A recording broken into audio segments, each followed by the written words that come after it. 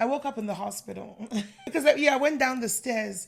I woke up in the hospital, and then I was broken, I was bruised, I was a mess. I was a mess. My ribs, my everything was just a mess. The police were asking me, did I want to press charges? I said no, because he loves me. He loves me. And what was love to you? Love was protection. Love was somebody wants you. Wow. Somebody and you've always wants looked for you. somebody to Yeah. want you. Your family didn't want you. That's why they got rid of you.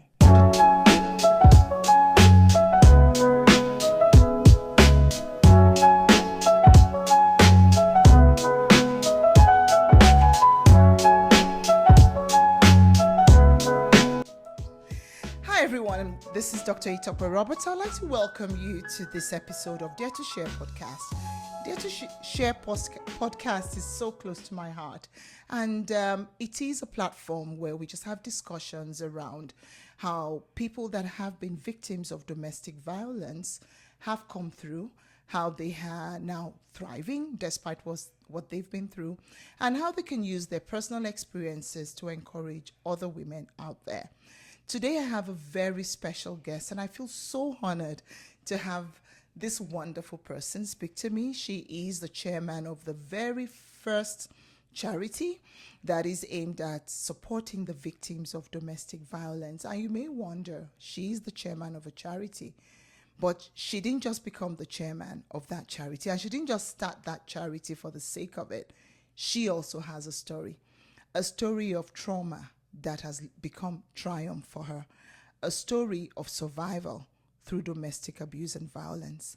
It is my honor to welcome Pastor Dee Adekugbe to this show. You're welcome, Pastor Dee. Kindly introduce yourself. Thank you so much for having me. So my name is Dee Adekugbe. I am the founder and executive director of Ruth's House, emergency and transitional shelter for African people, as well as Mandela House, emergency and transitional housing for men who are also victims or users of family violence. Yeah, thank you so much, Pastor Dee. And we're just going to be having a discussion around your personal story. Okay. And I like to start with our childhood. Research has shown that some of the experiences that we go through as children can inform some of the decisions that we make, whether it's the decisions around relationships, how we either seek to be seen, seek to be heard. And research has also shown that what we go through can actually affect our health, mentally, physically, and otherwise. Tell me a little bit about your childhood. My childhood was a normal childhood, probably up until the age of 9. When I was 9 years old, my dad took me out of Nigeria, took me away from my families, and took me to London, England. I was the only one removed from the home, a family of 6 children. And so I didn't get to say goodbye. I didn't understand what was going on. And I found myself in a new country, in a new environment, no family, and just by myself in a boarding school. Wow, that must have been pretty difficult for you, Pastor Dee.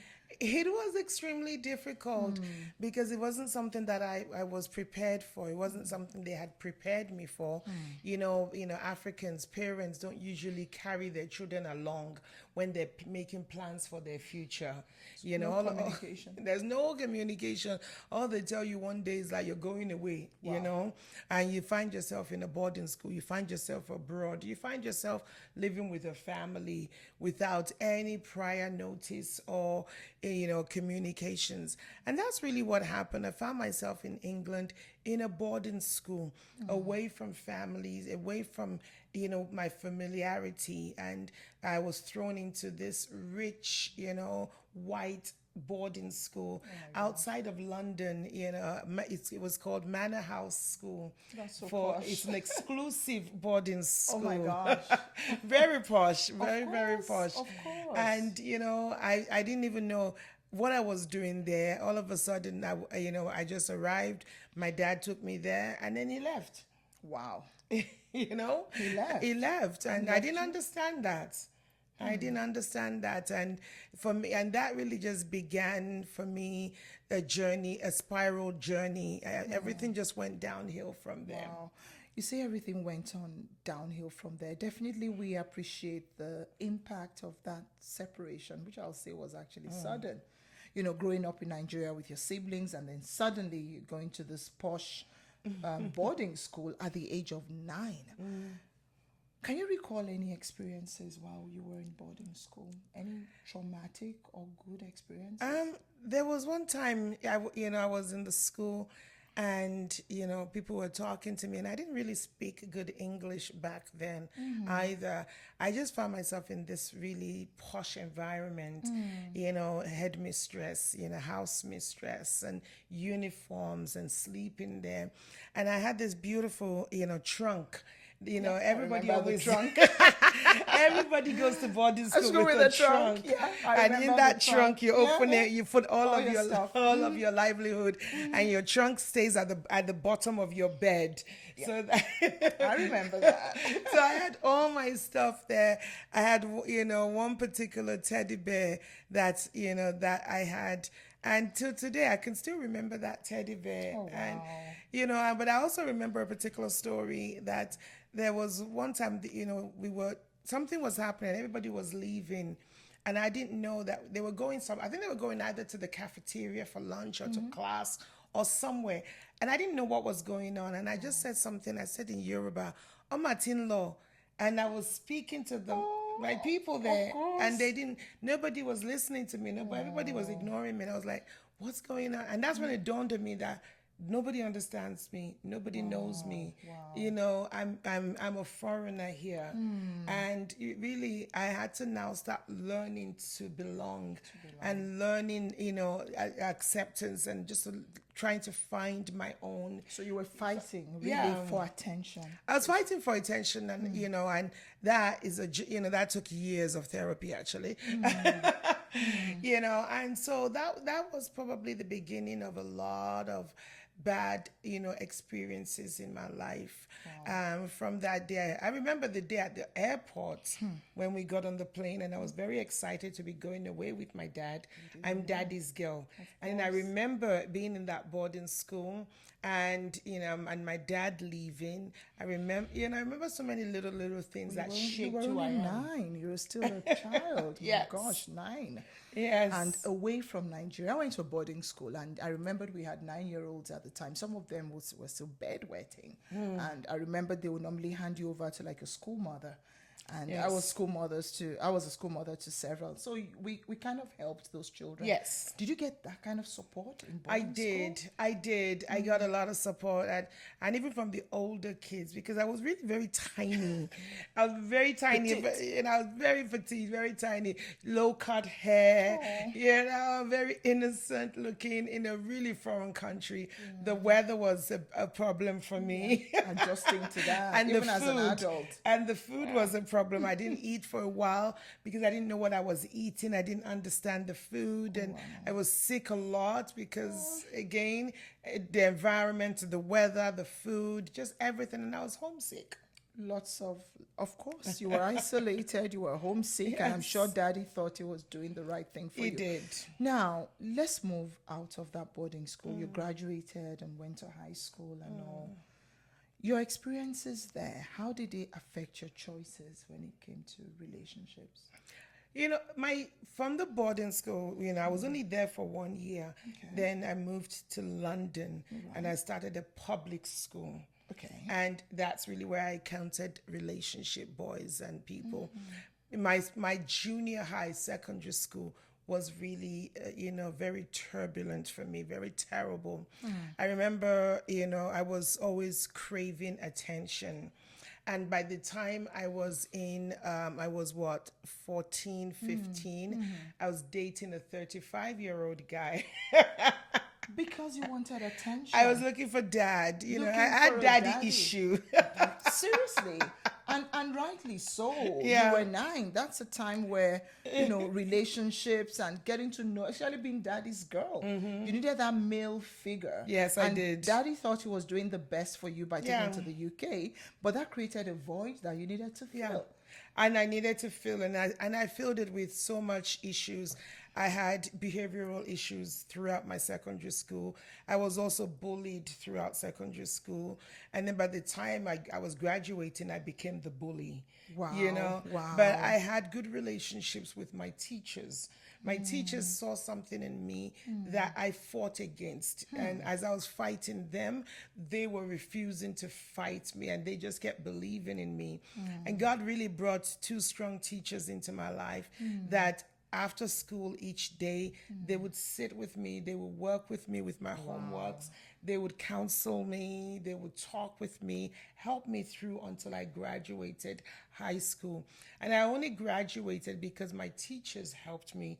You know, after hours, they put a lot of hours into me to make sure that emotionally, mentally, and also academically, I was strong. And and kudos to their support.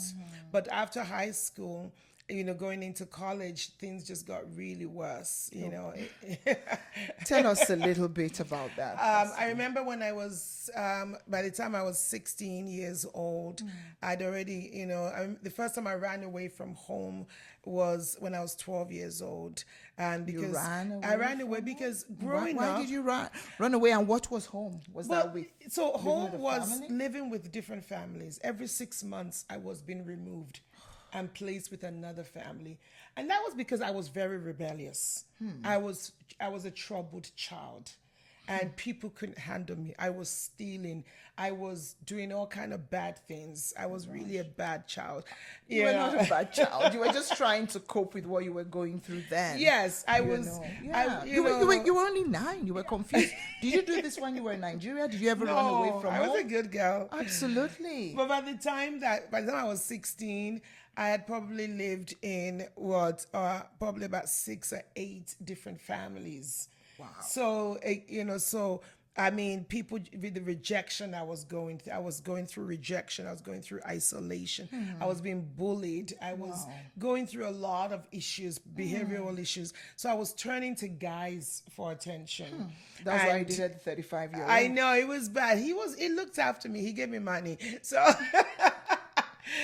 back then we didn't have such things as pedophiles. Of course, and but he all was a those things. pedophile, obviously. He took care of me. There was nothing sexual, I have to say that, but he just took care of me. He really took care of me, and I would go to his place, hang out at his place, and it was all innocent back then, But people, when I look back and I talk about it now, people said, no, that was not right. That was not right. I say those things are not right now. And then from there, I was dating another guy, and then I was, it was bad. Just kind of looking for that. Just looking trying to fill that void that was exactly. missing. And it was always with the wrong people. So by the time I was 16, I'd already left my house. I'm like, I'm not going to any more homes. I'm done. And so I left, and then I ended up on the streets for 2 years. Tell us about that. Living on the streets was tough. In the streets of in the London. UK. Oh my gosh. London, Brixton. Oh dear. During the riots, during the gangs, during all of that. Tough. It was really tough. And I remember a few times, one time I slept on a bus, and then, the different homeless shelters that I slept in. I remember I slept in one. By the time I woke up, all my stuff was gone. Oh my gosh. I remember, in one hotel, I stayed at, a few of us would go clubbing and pick up guys. And I was always a good girl. I was always a good girl. I was. Rough out there, Even that, I was always the good girl. I was always the one that says, I'm never going to get myself pregnant. I didn't drink. I didn't do drugs. Even though it was everywhere. So by the time I was 18, I was, I had moved in with a boy that I had met in another shelter. Right. And he had just moved in, and it was a mixed shelter. Right. And he was a drug dealer. Just came out of prison. Wow. Did you know this when you met him? I did. He was a bad boy. Wow. Bad boys are attractive. So you found bad boys attractive. Oh my God. Back then. Because then you were seen in a different light. you were respected. Yeah, big girl. You know, and people don't mess around with you when you're dating That's the true. leader. Absolutely. So it was kind of protection. Yes. Protection, which you had lacked, quote and unquote. I did. Absolutely. But that relationship was very, very bad. It's bad for both of us.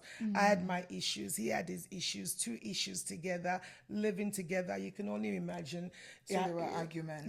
We were fighting. Fights. He was always high, you know, it was terrible.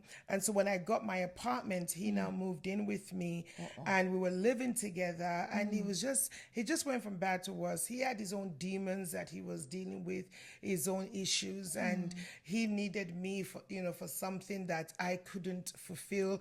I needed him in my life for something he couldn't fulfill. Yeah. It was. And then I just remember one day, you know, we had gone out to New Year's Eve party. Okay. And then I was telling my girlfriend on the phone the next day that, I was at a New Year's Eve party. Everybody was hugging and kissing, and he had issues with cheating and all of those, and he thought I was always cheating on him.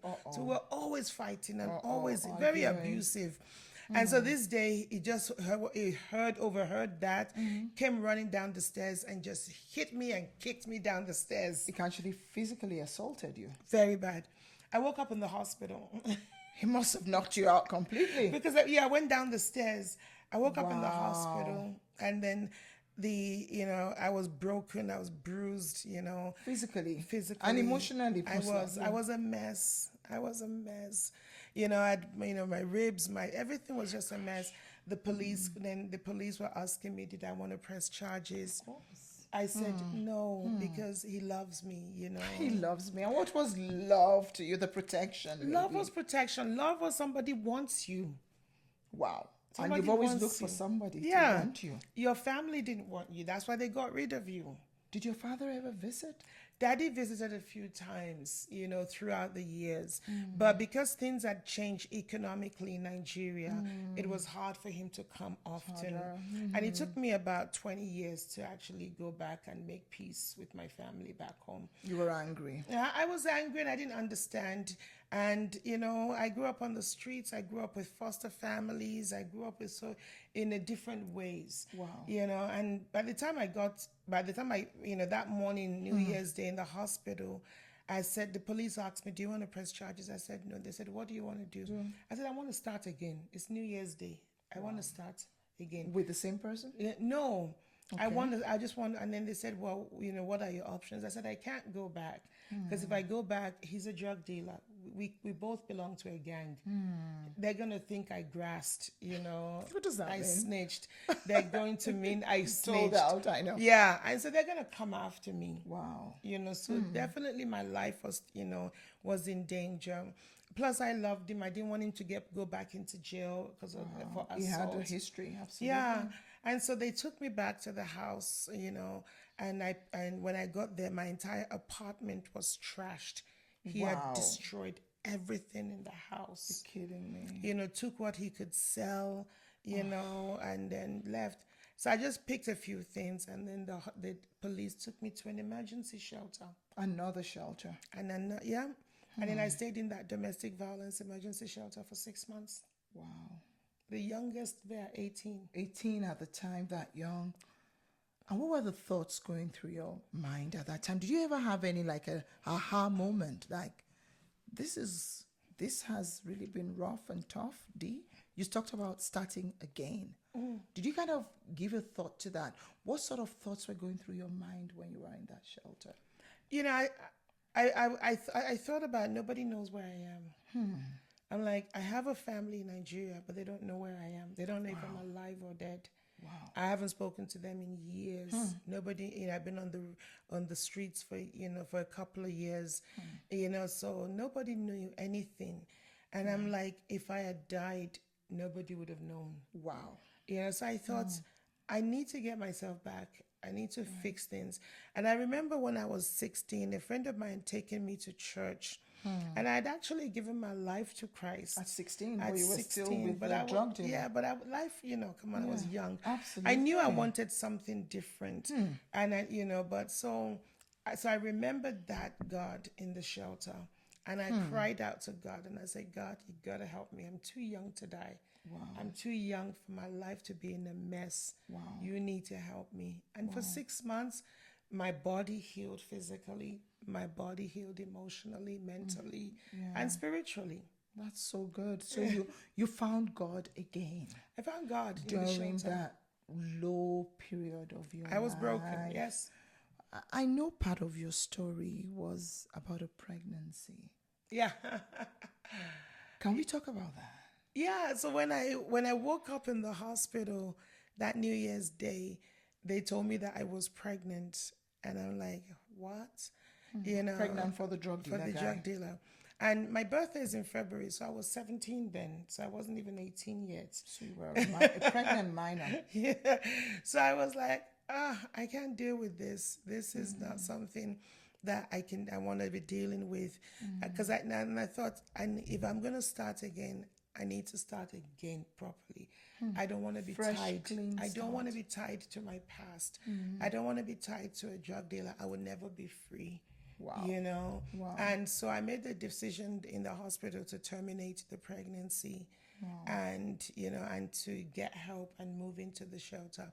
So before I left the hospital, I terminated the pregnancy, and I knew that it was the wrong thing, but for me at the time it was the right thing. It was the right thing, and you had your reasons. I had my reasons, and they were valid reasons, because the relationship was toxic from day one. The relationship was very toxic. It was not, and I wouldn't be who I am today with that if I had gone through with it. Because I would have been tied to my past. Absolutely. And I didn't want to be tied to my past. And you said you found God in that shelter as well. And we all know that God is loving. And God was still like, look, come Dee, you're still my daughter. Yeah. And God still accepted you. God still showed his love towards you. And you said being in the shelter gave you an opportunity to heal physically from the bruises, also emotionally and mentally. Let's talk a little more about your healing journey. My healing journey was not easy, and I tell people, you don't, just because you spend 6 months in a shelter, you think you're healed. My healing journey is, I'm still healing today, and it's 30 years. Wow. It's 30 years. It's over 30 years. I still get traumatized, and I'm still, when we're young, whatever we go through as a child affects us for life. Yeah. People don't realize. They're like, oh, you will outgrow it. Nope. I'm like, you never outgrow anything, because when you're born with nothing, and then experiences, you're blank canvas, and people paint stuff on that canvas. Absolutely. So for me, abuse was painted on it. Wow. For me, rejection by my family was painted on it. For me, isolation was painted on it. All these different things were thrown labels. So I now became this canvas. Wow. And all these ingredients now made me who I am. And even after 32 years later, I'm still dealing with rejection. I'm still dealing with abuse. Wow. I'm still dealing with abandonment, the effects of abuse, it. of course. Because there's scars. When I tell people, they're not seen. That that even when you get healed, I have scars here. I remember when I had a house fire. And this scar, even though it's healed and it doesn't hurt or anything, but it's permanent. It's always going to be with me. It's a constant reminder of what you went through. So till today, I'm still being reminded sometimes of my past. So I still have to forgive myself of certain decisions that I make. Like, why were you so stupid? Why did you do that? Why didn't you do this? Why didn't you run? Why didn't you ask for help? All these things, you're constantly reminding yourself that you could have made better choices. So, and I tell people that every day of your life, for the rest of your life, you're always going to have to be dealing with the aftermath of whatever trauma you've gone through. Absolutely. Yeah, people will say, but it's been 30 years. You should have gotten over it. I'm like, are you serious? Are you serious? No. Tell me when did you get that scar on your face or on your body? Remember. You remember, and that's why sometimes some people, the abuse or trauma they went through, defines them, keeps them stuck. Keeps them stuck. You know, so you can either remain stuck or you can move forward. How do you move forward, Pastor D? Because there are a lot of women out there, and a few women may be listening to this podcast that have had similar stories of trauma, isolation, abandonment, whose blank canvases have been filled with negative, toxic, terrible, disgusting experiences, and they carry that with them, sometimes to the grave. Oh, yes. And so I look at you today, Pastor D, and I see you living your best life. It doesn't negate the fact that that trauma was there, but you've been able to bring yourself outside of that to actually use your story to help several other women and men, and to continue to work even as a minister of the gospel. That takes a lot. Tell us about how to do that, because women need to learn. I'm learning every day. Good. Every day it's a journey, it's a choice, it's a decision you make, because each day is going to be different, you know. So I don't have the recipe for success. All I know is that every day I wake up, I make a decision to move forward. I make a decision to walk in forgiveness, to walk in hope, not hopelessness. I make a decision to do the right thing. And I tell everyone that I work with, I said, listen, if I, look at where I've come from and look at where I am today, you can do the same thing. And people have helped me along the way. I didn't get here by myself. The 6 months in the shelter, there was a pastor I was listening to on the radio every morning without an alarm. My body clock would wake up at 5 a.m. to listen to this preacher on the radio. For 6 months, he spoke life to me. Wow. He preached to me. I didn't go to church or anything like that. Every day. My husband actually met him years later. The same guy a few years ago in Jamaica. Wow. You're kidding me. Of all places. He lives in Jamaica. He was a minister from Jamaica. My husband met him. Isn't that I've never met him, but my husband met him. So God brought those, situations. There were also abused women in the same shelter that also took me under their wings. Wow. There was one particular lady there. What she had went through now made her to become a lesbian. She hated men. Wow. So she now became a man in the relationship. And she went, listening to her story and what she had gone through, I said, God, I'm never going to go that path. I don't want to. And that's a choice. But that's my choice. Absolutely. But she helped me see certain things, that I want to walk in forgiveness. I don't want to hate all men. Not all men. Not all men are terrible. Exactly. Not all men will beat you up and kick you down the stairs, because I know you've been happily married with beautiful children. And her husband is here with her even during this podcast. He's a big brother to me, and I see the joy, and I see the support. I see the fact that he's helping you to grow and blossom and supporting you all through. My husband has been amazing, because when I left the shelter, I went through another dark, period of my life in the church, and I went through another type of abuse in the church. In the church. Let's talk about that, Pastor D. I know it's a little off, but I'm a very practical person. And when I talk about single parents and divorced people, and sometimes the way the church treats people, God is a God of love. And what we find out in the church, sometimes people put labels and stereotypes, and they pick up your canvas and just almost feel like, what are you even doing here? You're not wanted here. Yeah. You're so dirty. You're so, can you imagine an ex-drug user? Yes. What are you doing here? This place is just for holy people. If you don't want to talk about it, I respect that. I respect that. What happened was, when I left the shelter, when it was time, and then I got another apartment, I met my husband a week after, or a few weeks after. He took me to church. We met at work, and I said, I'm looking for a church. So he took me to church. To his church. His church. The church didn't accept me. I'm from the streets. See? You know, See? but they didn't know my heart, that I'd given my heart to Jesus. They just saw the outward. I was still swearing. I was not clean.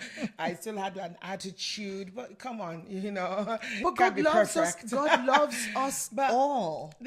So I went with him. I got involved in the church, and and then I met a guy in the church. Again, that craving was still there. Oh, wow. For relationships. Of course. And I met a guy in the church, and I thought, okay, he's a Christian. He's a Christian. He's a Christian. The church is a hospital. Eh? Yes, this will be different. It's better. I'm a Christian now. We're all Christians. But I didn't really. But I So didn't your know. husband now was just a friend. Yes, he was that a was friend. kind of ministering and He was a inviting you youth to leader. church. Youth leader. Awesome. So this guy, I didn't realize was the devil. That there were devils in the church. Oh, there are lots of devils in the church. I'm young. I'm naive. There are. I'm Hi, 18. sisters. I'm 18. There are devils All I everywhere. know is the streets. Of course. And then I come to church for the first time, not realizing. I just thought Christians. God has been good to me in the shelter. And we started a relationship. And then it was a really bad sexual relationship. And I'm like, can you imagine? But in I the shouldn't be church doing that because I thought. But he kept Christians saying don't we're do gonna this. get married. That it's okay. Promising you. So, but then I didn't realize that when everything now came out in the open, he was dating somebody else in the church that they were aware of. Wow. And I was the. You are the side also. I was the Are side you are chick. Side chick and Jezebel, of course. Exactly. And that was the label they called me in the church. Can you imagine? And they started judging calling you? me and judging me, and they wouldn't talk to me. But so I tried to commit suicide. Wow. So I took all of these pills. So you've gone from a high to a low. I'm telling you. And she got to that low in the church. Because I thought, okay, what I've else gone is through there the to- abuse in the world. Now I'm going through another abuse in the church. I'm dealing with spiritual abuse, emotional abuse, Rejection again. verbal abuse, rejection again. So I thought, what else is left? The world is bad, the church is bad. So I made a decision. I'm like, I don't want to live. This is bad. Nobody knows who I am or where I am. I don't have any families. So I decided to end it. But God sent my husband, and he found me at the right time. Wow. So you actually took an overdose. Yes. And your husband was the one that found you. Yeah. And you were ready called to the kind of ambulance. give it up and just say, that's it. I'm done. I'm done. I'm done fighting. I ran into a place of refuge, and this, I still get labeled and called a Jezebel, and he found you. Yeah, he was there with me all throughout the hospital when they were pumping up when I was there. Oh my gosh. He's been my rock for for 32 years. 32 years, congratulations. That's like 10 marriages these days. No, seriously, Pastor D, that's like 10 marriages. Because I know, especially all these Gen Zs, I'm told, sorry, no offense to Gen Zs, that within a year or two, if the guy misbehaves, they're like, look, it's okay, just call it a day. 32 years, I doff my heart. And that's what I tell people in the work that I do. The reason, this work is ministry. And I don't run a non-for-profit. Yeah. I don't run a charity. That's not what, I have a ministry. Absolutely. And my ministry is the ministry of reconciliation. Reconciling people back to God. Bringing hope to the hopeless. Absolutely.